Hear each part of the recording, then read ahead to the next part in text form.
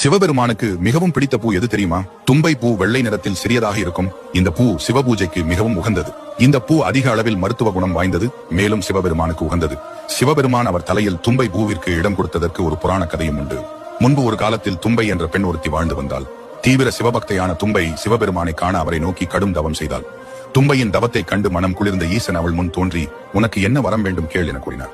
அனைவரும் ஈசனின் திருவடியில் தான் இருக்க வேண்டும் என ஆசைப்படுவார்கள். ஆனால் ஈசனை நேரில் கண்டதால் ஏற்பட்ட பதற்றத்தில், ஐயனே, என்னுடைய திருமுடியின் மீது உங்களது திருவடி இருக்க வேண்டும் என்பதற்கு பதிலாக உங்களின் திருமுடி மீது என் திருவடி இருக்க வேண்டும் என வரத்தை மாற்றி கேட்டு விடுகிறாள்.